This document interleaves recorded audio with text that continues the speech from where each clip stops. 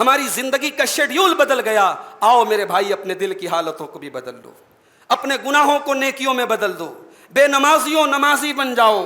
زنا اور بدکاری کے گناہ میں کوئی پڑ گیا ہے, آ جاؤ پاک دامنی کے راستے پر آ جاؤ. کسی قسم کے نشے میں کوئی گرفتار ہے, آ جاؤ ہر قسم کے نشے کو چھوڑ دو اور اللہ کی عبادت اور اللہ کی عبودیت کے نشے میں آ جاؤ. میرے بھائیوں, اللہ کی رحمت تمہیں بلا رہی ہے, اللہ کی مغفرت تمہیں بلا رہی ہے. میرا رب روزانہ آسمان دنیا پر اترتا ہے اور کہتا ہے میرے بندوں مجھ سے توبہ کر لو, میں تمہاری توبہ کو قبول کر دوں گا. میرے بندوں مجھ سے معافی مانگ لو, میں تمہیں معاف کر دوں گا.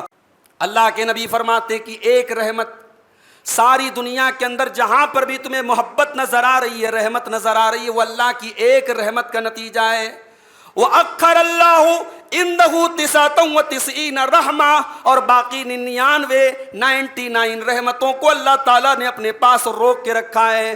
یرحم بها عبادہ یوم القیامہ, اور وہ 99 رحمتیں اللہ تعالیٰ اپنے بندوں پر قیامت کے دن نازل کرے گا. ایک رحمت سے کائنات چل رہی ہے, ایک رحمت سے بچے بڑے ہو رہے ہیں, ایک رحمت سے شوہر بیوی سے محبت کرتا ہے, ایک رحمت سے جنگلی جانور اپنے بچوں کو کھاتا نہیں ہے, ایک رحمت سے دنیا چل رہی ہے. میرے بھائیوں, اس جیسی 99 رحمتوں سے اللہ تعالیٰ قیامت کی نے اپنے بندوں کو نوازے گا.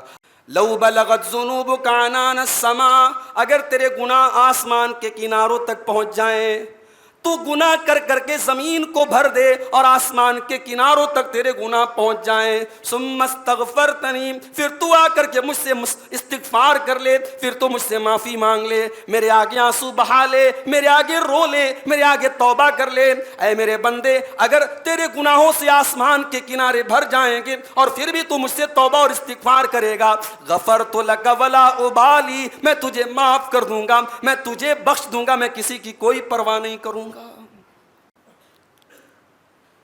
الحمدللہ نحمده ونستعینه ونستغفره ونعوذ باللہ من شرور انفسنا ومن سیئات اعمالنا, من يهده الله فلا مضل له ومن يضلل فلا هادي له,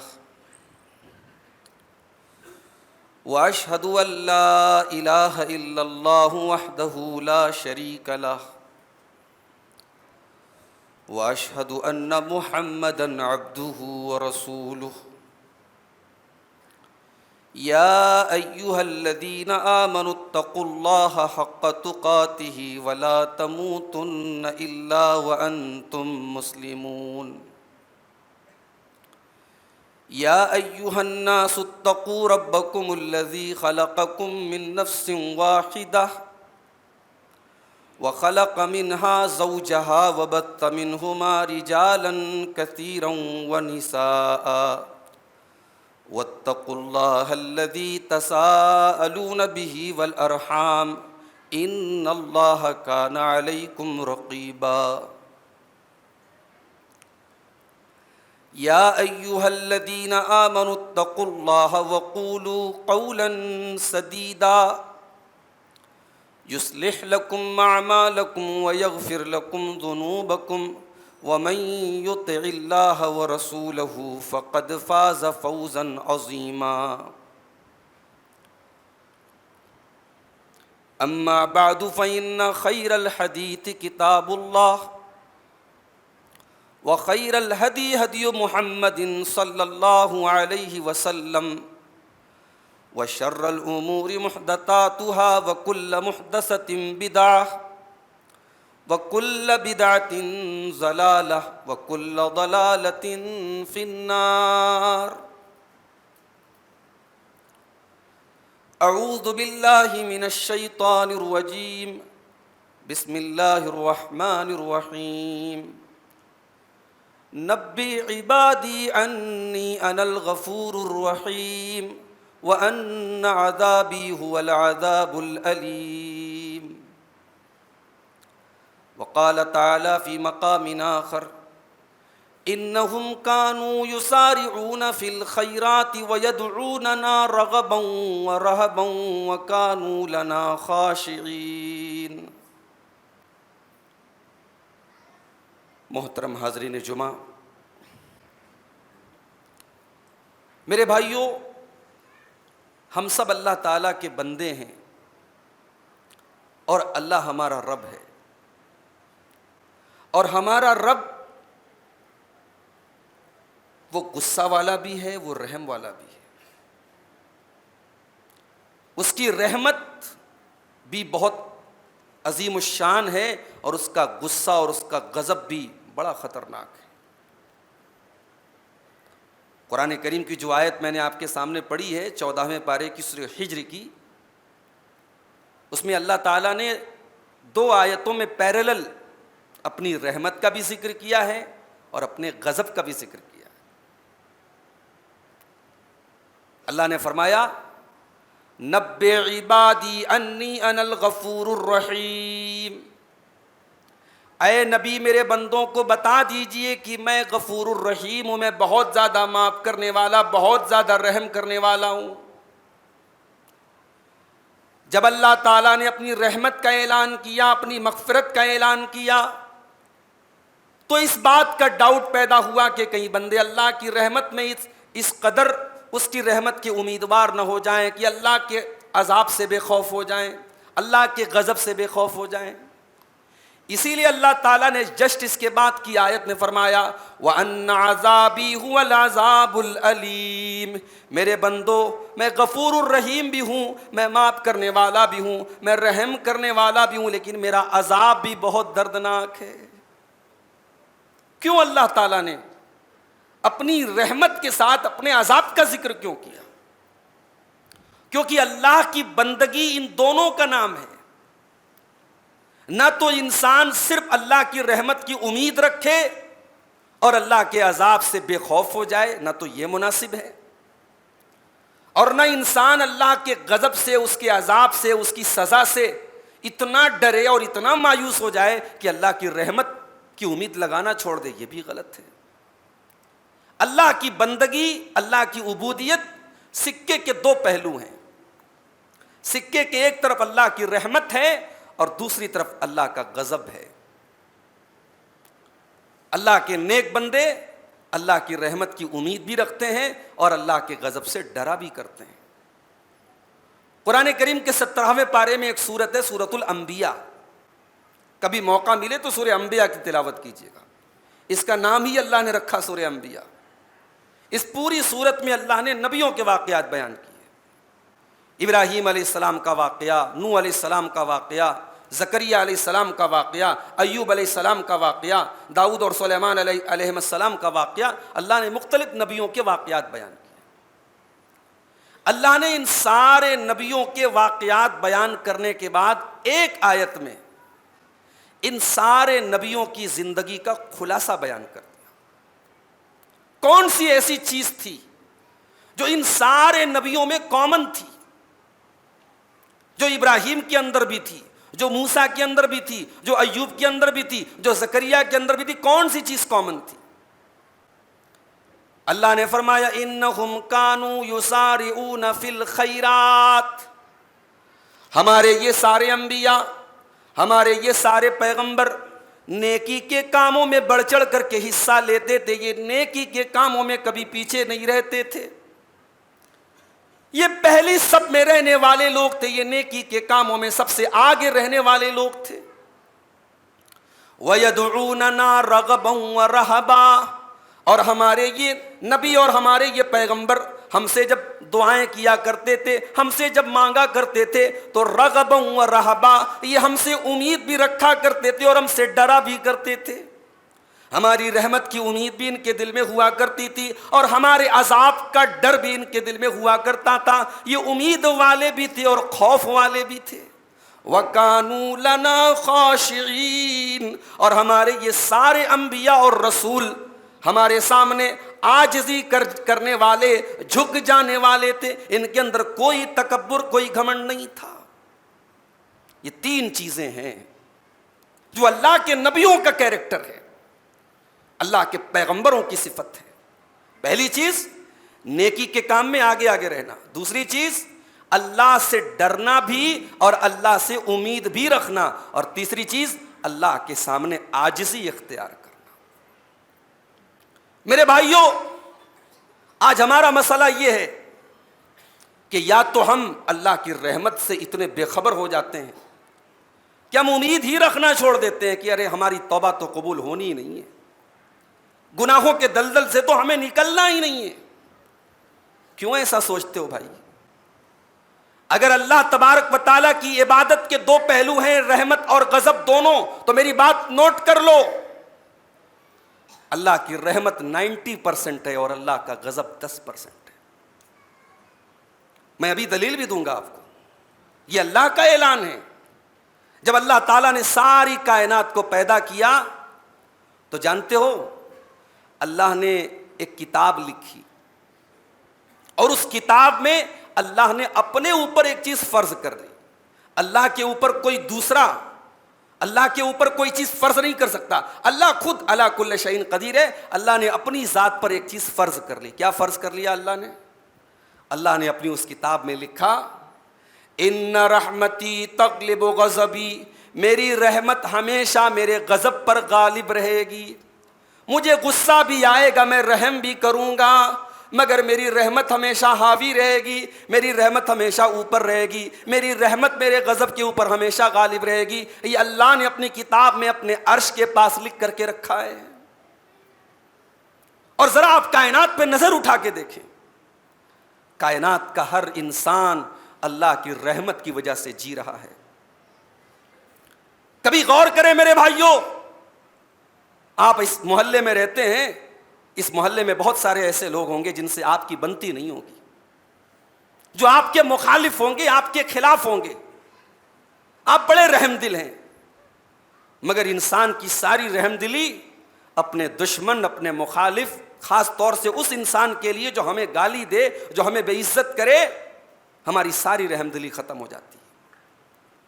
اگر ہم اس سے لڑائی جھگڑا نہیں بھی کریں گے، اس سے مار پیٹ نہیں بھی کریں گے، تو کم سے کم اتنا تو کرتے ہیں کہ جو ہمیں گالیاں دے رہا ہے، جو ہمیں برا بھلا کہہ رہا ہے، اس سے ہم کوئی تعلق نہیں رکھتے، اس کو دیکھنا پسند نہیں کرتے، اس کی تعریف نہیں کر سکتے، اس کو کوئی چیز دے نہیں سکتے کہ ارے یار مجھے گالی دیتا ہے، مجھے بے عزت کرتا ہے، میں کیوں دوں گا۔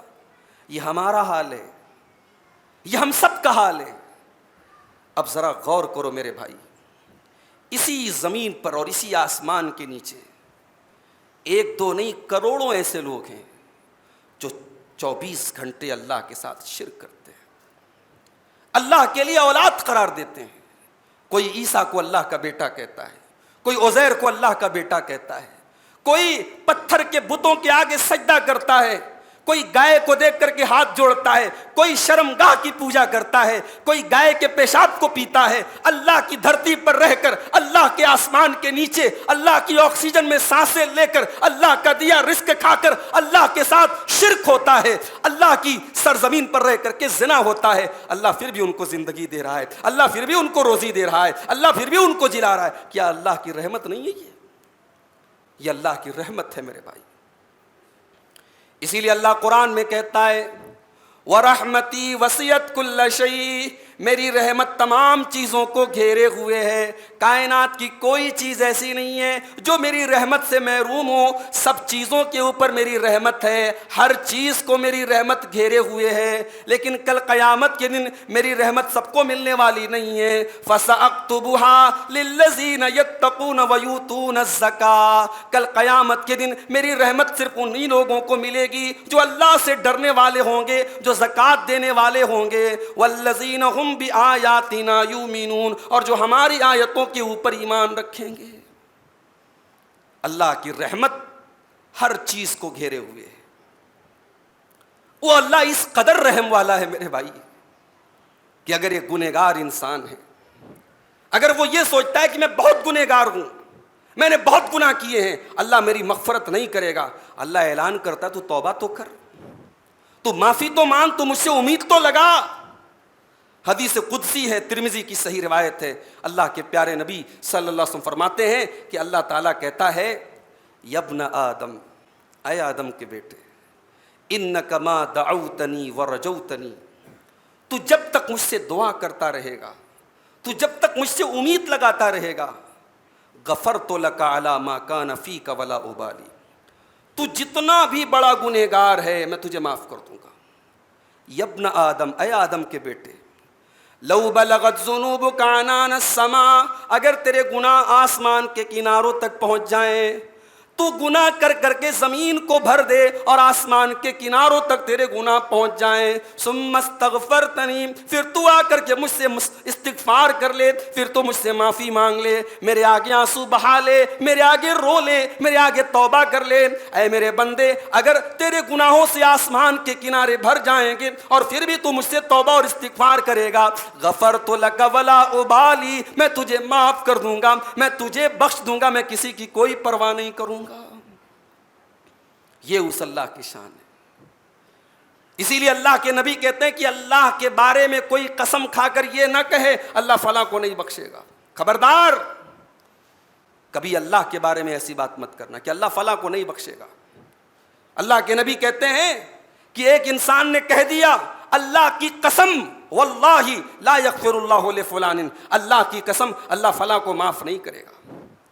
اللہ کے نبی فرماتے ہیں کہ اللہ نے کہا من یتعلی علیہ، کون ہے جو میرے بارے میں قسم کھا کے کہہ رہا ہے کہ میں فلاں کی مغفرت نہیں کروں گا؟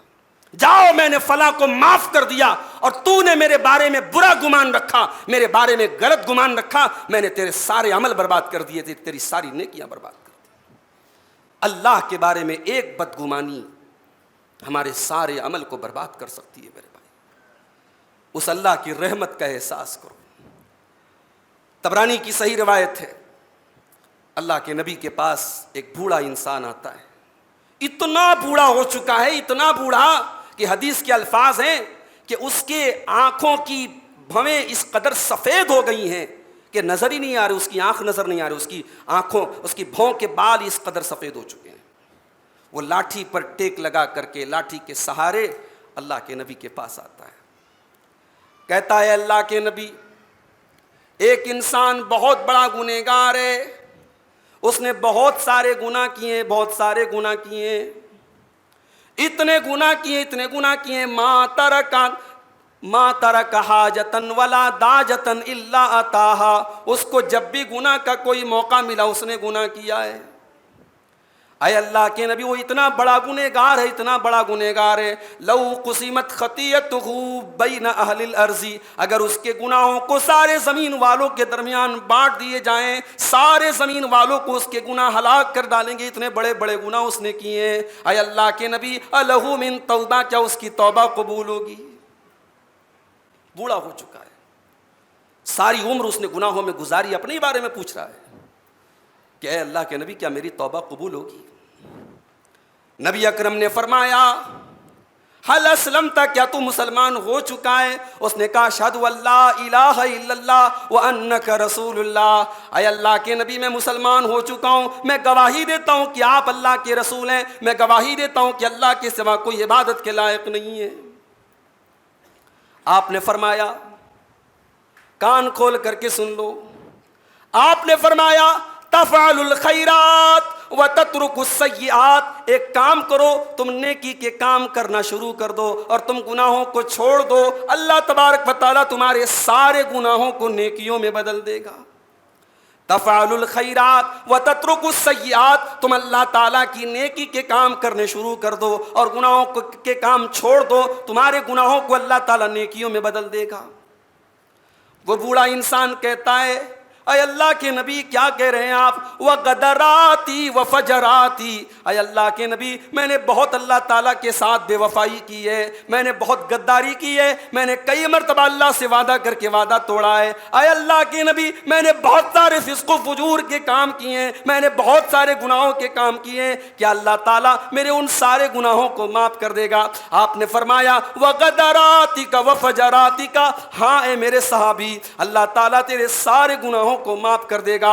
اس بوڑھے انسان نے اپنی لاٹھی کو زمین پر مارا اور کہا اللہ اکبر، اللہ اکبر، اور اللہ اکبر کہتے کہتے وہ نبی کی نظروں سے اوجھل ہو گیا۔ یہ ہے اللہ کی رحمت۔ کون ہے جو اللہ کی رحمت اور بندے کے درمیان رکاوٹ بن سکے؟ میرے بھائی، جانتے ہو ایک ہمارے یہاں بڑا مشہور جملہ ہے کہ اللہ اپنے بندوں سے 70 ماؤں سے زیادہ پیار کرتا ہے. یہ جملہ صحیح نہیں ہے. یہ جو 70 کا لفظ لگائے نا یہ کسی حدیث سے ثابت نہیں. لیکن ہاں ایک ماں کو اپنے بچے سے جو پیار ہوتا ہے اس سے کہیں زیادہ پیار اللہ کو اپنے بندے سے. ایک موقع پر اللہ کے نبی کے پاس کچھ قیدی آئے تھے, کسی جنگ کے موقع پر کچھ قیدی آئے تھے. یہ بخاری اور مسلم کی روایت ہے. ان قیدیوں میں ایک عورت بھی تھی. وہ اپنے بچے کو اپنے سینے سے لگائے تھی, اپنے سینے سے چمٹائے تھی, اسے دودھ پلا رہی تھی. نبی اکرم کی نظر پڑی اس خاتون کے اوپر. آپ نے صحابہ سے کہا اہذہ طارحۃ ولدہا فی النار, اے میرے صحابہ کیا یہ عورت جو اپنے بچے سے اس قدر محبت کرتی ہے, کیا یہ عورت اپنے بچے کو آگ میں ڈالے گی؟ صحابہ نے کہا نہیں اللہ کے نبی, نہیں ڈال سکتی. ایک ماں اپنے بچے کو آگ میں نہیں ڈال سکتی.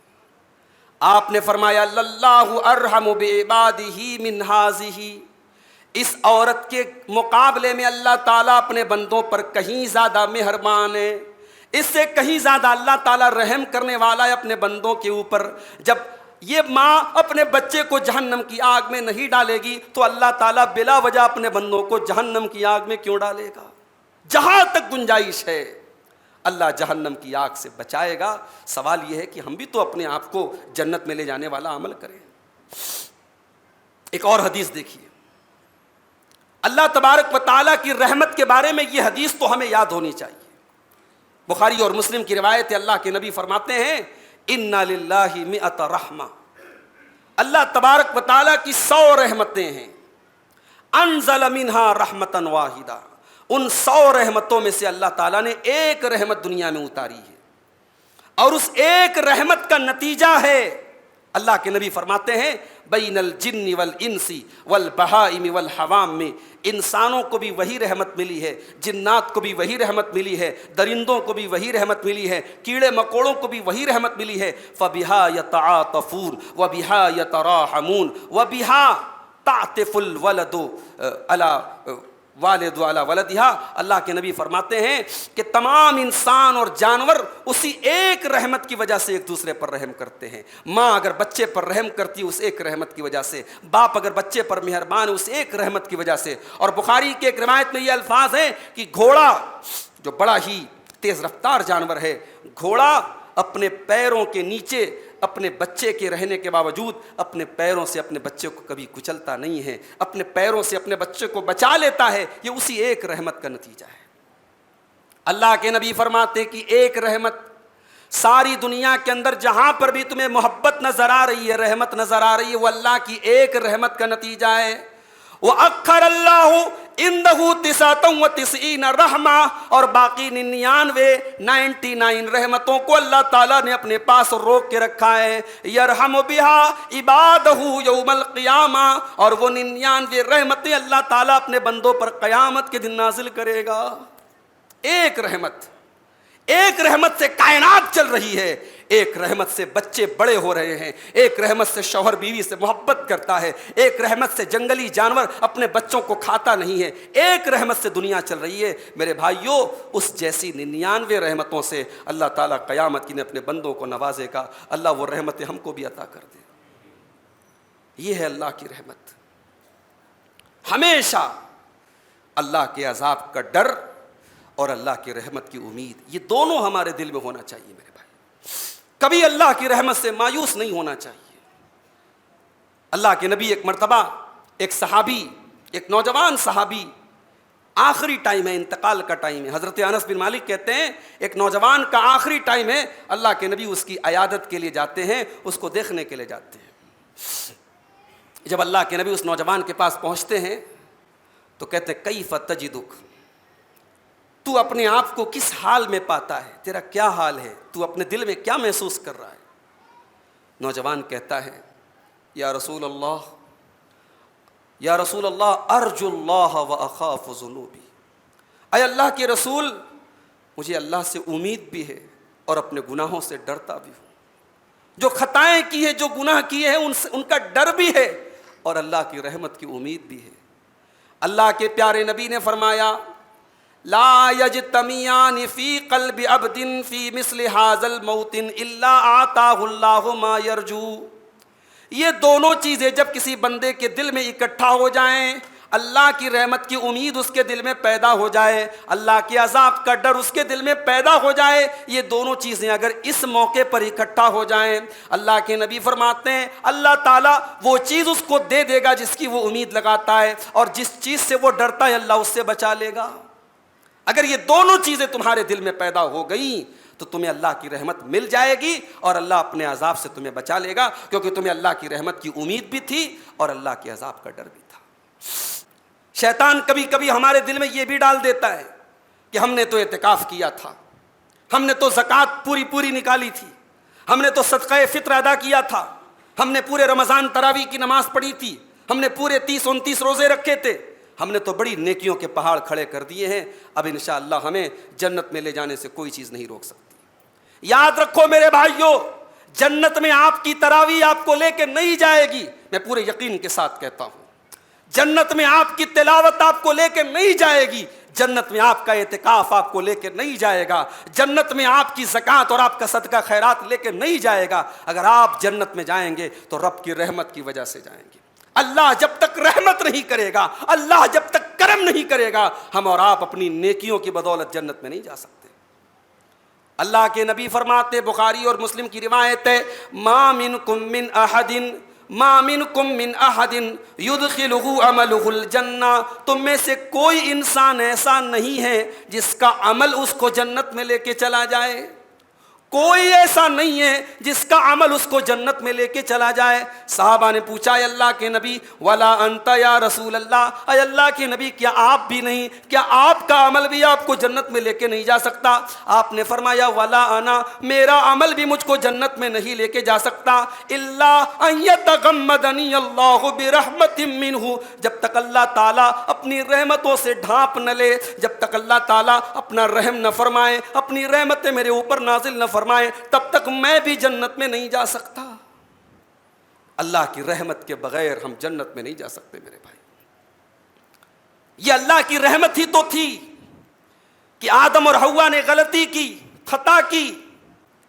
جنت میں اللہ نے سب کچھ دیا تھا، صرف ایک پیڑ کے قریب جانے سے منع کیا تھا، اور شیطان کے بہکانے پر ہمارے ماں باپ نے اسی ایک پیڑ کو کھا لیا. اللہ چاہتا، اللہ کو غصہ دلانے والی بات تھی نا، اللہ کو غضبناک کرنے والی بات تھی نا. اللہ چاہتا آدم اور حوا جنت سے نکل چکے تھے، زمین پر پریشان رہتے، اللہ ان کو کبھی معاف نہ کرتا. مگر یہ اللہ کی رحمت تھی کہ اس نے حضرت آدم اور حوا کو پہلے تو ان کے دل میں شرمندگی کا احساس ڈالا، ان کو احساس ہوا کہ ہاں ہم نے غلطی کی، ہم سے مسٹیک ہوئی، اور پھر اللہ ہی نے ان کو توبہ کی کہ وہ الفاظ سکھائے. قرآن کہتا ہے فَتَلَقَّى آدَمُ مِن رَبِّهِ کلمات، آدم نے اپنے رب سے وہ کلمات سیکھے. آدم علیہ السلام نے خود سے توبہ نہیں کی، وہ توبہ جو انہوں نے الفاظ پڑھے ربنا ظلمنا انفسنا وان لم تغفر لنا وترحمنا لنکونن من الخاسرین، یہ دعا، یہ توبہ اللہ نے سکھائی آدم علیہ السلام کو. یہ ہے اللہ کی رحمت. گنہگار کے دل میں توبہ کا خیال ڈالنے والا بھی وہ اللہ ہے، یہ بھی اس کی رحمت ہے میرے پیارے ساتھیوں. اسی لیے اللہ قرآن میں کہتا ہے ما یفتح اللہ للناس من رحمت فلا ممسک لہا، اللہ تعالیٰ اگر اپنی رحمت کے دروازے کو کھول دے تو کائنات میں کوئی اللہ کی رحمت کو بند نہیں کر سکتا. وما یمسک، اور اگر اللہ تعالیٰ اپنی رحمت کے دروازوں کو بند کر دے، اگر اللہ تعالیٰ اپنی رحمت کے دروازے کو بند کر دے فلا مرسل لہ من بعدہ، تو اللہ کی رحمت کو کوئی اللہ کے علاوہ کھول نہیں سکتا. اللہ کی رحمت کو اللہ ہی کھولتا ہے. اس لیے ہمیشہ اللہ کی رحمت کی دعائیں مانگا کرے میرے بھائی. جو قرآن و حدیث میں ہم کو دعائیں سکھائی گئی ہیں اس میں ہم بار بار اللہ سے اس کی رحمت کا دعا کرتے ہیں. اگر ہم مسلمان ہیں تو اس پر بھی فخر نہ کریں کہ ہم مسلمان ہیں، ہم اللہ سے یہ دعا کرتے ہیں ربنا لا تزغ قلوبنا بعد اذ ہدیتنا، پروردگارا تو نے مجھے ہدایت دے دی ہے، اب اس ہدایت کے اوپر آ جانے کے بعد کبھی ہمارے دلوں کے اندر کجی نہ آنے پائے، کہیں ایسا نہ ہو کہ مرنے کے پہلے ہم بھٹک جائیں، ہم مرتد ہو جائیں، ہم اسلام سے نکل جائیں۔ ربنا لا تزغ قلوبنا بعد اذ ہدیتنا وہب لنا من لدنک رحمہ، اور اے اللہ تو اپنی طرف سے رحمتوں کی بارش ہم پر نازل فرما۔ ہمیشہ اللہ سے رحمت کی دعائیں کرتے رہیے میرے بھائی۔ اب ایک آخری بات بیان کر کے بات ختم کرتا ہوں۔ قرآن کریم کے 30ویں پارے میں ایک واقعہ بیان ہوا ہے، اصحاب اخدود کا واقعہ۔ اصحاب اخدود کون تھے؟ اللہ کے کچھ نیک بندے تھے جن کو ایمان لانے کی سزا دی گئی، اور ایمان لانے کی سزا کیسے دی گئی کہ باقاعدہ خندقیں کھودی گئی، بڑے بڑے جو ہے نالیاں بنائی گئیں، اس کے اندر آگ جلا کر کے ان ایمان والوں کو زندہ جلا ڈالا گیا، عورتوں کو جلا ڈالا گیا، بچوں کو جلا ڈالا گیا۔ تو یہ واقعہ قرآن میں اصحاب اخدود کے واقعے کے نام سے آپ کو 30ویں پارے میں سورہ بروج کے اندر مل جائے گا۔ اللہ تبارک و تعالیٰ نے جب اس واقعے کو بیان کیا قرآن کے 30ویں پارے میں، تو اللہ نے وہاں پر ایک بڑی پیاری بات کہی۔ اللہ نے فرمایا ان الذین فتنوا المؤمنین والمؤمنات، جن لوگوں نے ہمارے مومن بندوں کو اور ہماری مومن بندیوں کو اس آزمائش میں ڈالا، آگ میں ڈالا۔